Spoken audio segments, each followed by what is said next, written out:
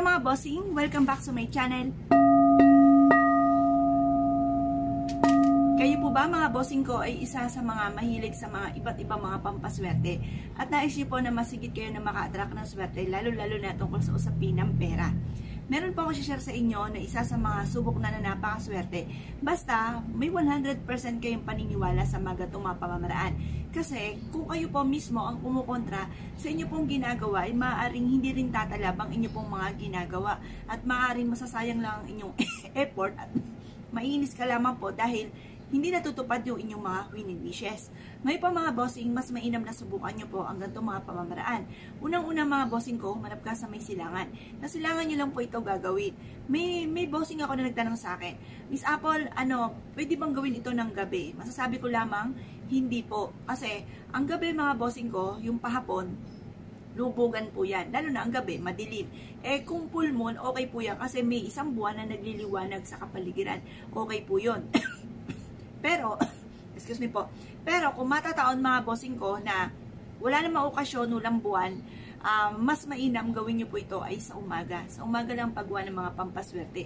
Pero yung mga gumagamit ng kaliwa ay kaluran po yan mga bossing at sa hapon ito ginagawa. Kaya lang huwag nyo po yung gagawin. Di ba sana kung ikaw ay parang ipot ng ibon na binagsak dito na ikaw lang mismo at wala nang iba pa na madadamay. Paano na lang kung ikaw may pamilya, may anak ka? At yan po sa kanila ang karma. O, edi, pangit mga bossing. Kaya mas mainam huwag kang gagawa ng ganyan. Magkaroon ka lang ng proseso, sumunod ka lang sa proseso, sa paggawa ng mga pampaswerte, matutupad po yan. Pero syempre mga bossing, kung ang pampaswerte na nais po ninyo ay may kaugnayan tungkol sa usapin ng pera, hindi po matutupad ang inyong kahilingan kung kayo po ay magpapaupo-upo lamang.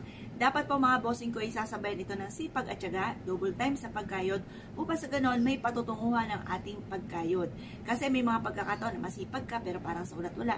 Para may patutunguhan ay subukan niyo po itong gawin. Kailangan po natin mga bossing ko, ako po ay na-amaze dahil ang ganda. Ito yung ordinaryong dahon na ginagamit ko. Nasa may bandang baba po ito, parang lalaki pa po siya. Ito naman yung mga dahon mga bossing ko ng mga malalaki na. Diba ang ganda? Yan. Ang lalaki mga bossing, di ba? O, kung ikukumpara nyo dito, ayan, wala naman po yan sa laki at sa liit. Na-amaze lang ako, kaya pinakita ko po sa inyo. Ang lalaki na ng dahon mga bossing ko ng oregano. Ngayon pa mga bossing, ang oregano ay for healing para sa mga ubo, mga makakatilalamunan, pwede rin po yan.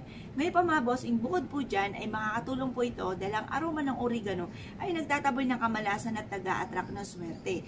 Ang gagawin nyo lamang mga bossing ko ay pwede nyo po itong ilagay or isuksok mga bossing ko sa asin. Isang basong asin mga bossing. Makakatulong po ito upang sa ganon, kung ano may i-wish po ninyo ay magkakatotoo. Bukod sa inyo sipag at syaga at double time sa pagkayod, ay makakatulong po ito upang sa ganon ay makamtan nyo mga pinapangarap po ninyo sa inyong pong buhay. May pa mga bossing, kung kayo pinaniwala at nais po itong gawin, huwag na po kayo magpatumpik-tumpik pa dahil ito ay makakatulong upang sa ganon higit kayo na makatrack na swerte lalo na tungkol sa usapin ng pera. Ngayon pa mga bossing, kung kayo pinaniwala at nais po itong gawin nyo na po ito sa umaga ng mga 6:30 or kaya po ay alas 7. At mapapasin ninyo na mas magiging magaan ang daloy na swerte sa inyo matapos nyo po itong gawin. Ngayon pa mga bossing, basta i-mindset nyo na magiging matagumpay kayo, laging ugali ng pagsasalita ng mga magaganda at mapapasin ninyo, mas magiging magaan ang swerte matapos nyo po itong gawin mga bossing. Hindi po ito biro, ito pa mga bossing ko, ilang beses ko nang ginawa. Kapag natutuyo na yung oregano, tinatapon ko na lamang, tapos gumagawa ulit ako ng panibagong pampaswerte.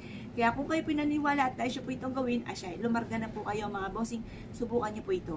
Yun lang po mga bossing, salamat po!